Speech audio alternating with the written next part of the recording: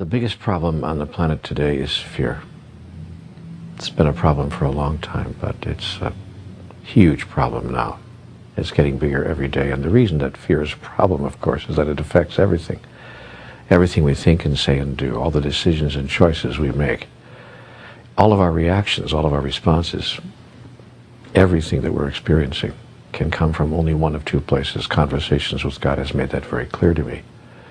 We're either coming from love or we're coming from fear. And my observation is that most people, most of the time, and myself, more than I would like to acknowledge, coming from fear.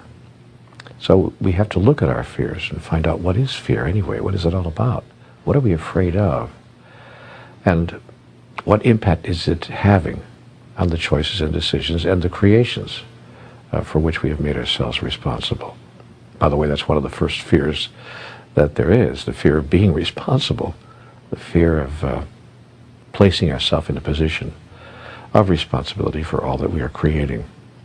So fear is the first aspect of the human experience, as I understand it, that we need to work very hard to heal, and I might even say to transform. You transform fear, and you transform the world.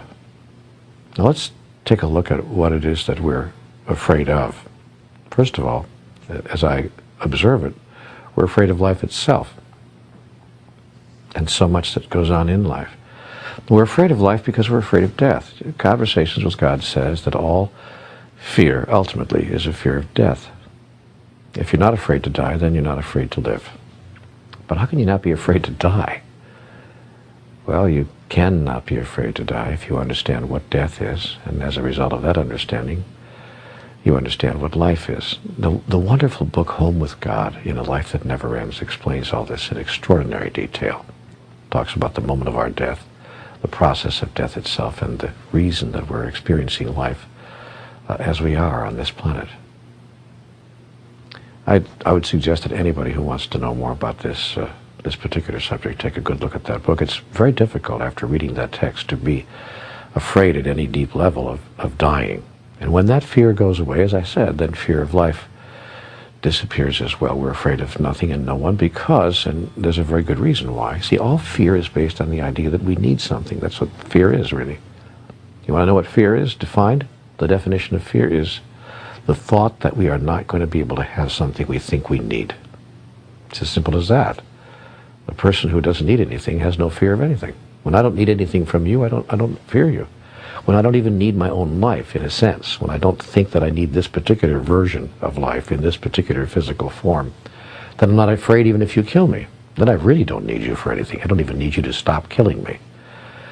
That creates true fearlessness, and most spiritual masters reside in that place, a place of utter fearlessness. So when I begin to look at my own fears and begin to feel them, and when I have an idea that my fears are starting to, how do I say this, overcome me, overpower me almost, paralyze me, because all of us have been paralyzed by fear at one time or another. Some of us more often than we'd like to admit. When I get into that place, I take a close look at, what do I think I need? What is it that I think that I need here? Because that's what it is. Fear is need announced. So I look at, what am I thinking that I need? And is it possible that I really don't need that? Could I get along without it? What would happen if I didn't have that? What would happen if I didn't receive that? What would happen if what I think I need, I didn't experience or couldn't experience? See, now there are two ways that fear manifests itself. The idea that I will not get what I need, I'm not going to receive that, or the idea that I'm going to lose something that I need. I have it now, but I'm going to lose it.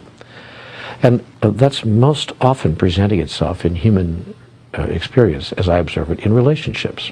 It presents itself in other ways as well. We have fears around money, fears around power, fears around health, and many other items, but more often than not, almost all the fears that I see people experiencing have to do with relationships of one kind or another, and especially those delicate relationships that we call romantic intertwinings of the human experience. Boy, oh boy, oh boy. First, I'm afraid that no one's going to love me, and then I'm afraid if somebody does, I'm going to lose the love. And how I solve that, when I do, except when I don't, but how I solve that when I do, how I get into a place of what I want to call spiritual health is when I understand who I truly am and that I actually don't need the love of another or any other in order to experience who I truly am, in order to experience serenity, peace, joy, happiness. Every time I think that my joy is obtainable, or that I'm sourced with my joy, that my joy comes from someplace outside of myself, I get into fear. Every time I'm clear that the source of my joy does not exist outside of myself, but is given to me, from me, by me, my fear disappears. And here's the irony of that. I then become much more attractive to people, and what I was afraid of, that people would walk away from me, in fact, doesn't happen. The reverse happens. People are attracted to me, because all people are attracted to other people who are firm and strong, not arrogant, but aware, and reside deep inside of themselves, because nobody likes to be needed. Because if I feel that you need me so much, then my next fear will be I can't give you what you need, and that's why I'll lose you, you see. So people who present themselves to the world as serene and peaceful and joyful and innately happy, these are people we say are together, they have it together. These are people who are aware that their happiness, their joy, and their peace comes from within. It's words we hear from every spiritual master. We hear them in all the spiritual books. But that experience is attainable. We can find it. We can go there. And that's, I think, the spiritual journey. That's the path to transformation. That's the movement away from fear. Someone once said to me that there's a great acronym for fear. Feeling excited and ready. Oh, I love that. I had a great teacher say to me one time years ago, call your fears adventure. What a great thought. So I'd like to maybe leave you with that thought for today. Whatever you're afraid of right now, realize a couple of things. One, it's not real. You're making it all up. Two, if the thing that you're afraid would happen actually did happen, you and I would still be here tomorrow. It really would make no difference at all. Unless, of course, you wouldn't be here tomorrow, in which case it absolutely would make no difference at all. Three, if you can call your fears adventure, you'll bring in an energy that will heal the fear, the energy of excitement, the energy of being inspired by life itself. Because life, you see, is a process that informs life about life through the process of life itself. And if you live your life filled with inspiration and excitement, soon there's nothing to be afraid of. And it becomes the great joy it was always intended to be. That's how I see it. That's what my conversations with God told me about fear. I could be wrong, of course, about all of this. But I don't think so.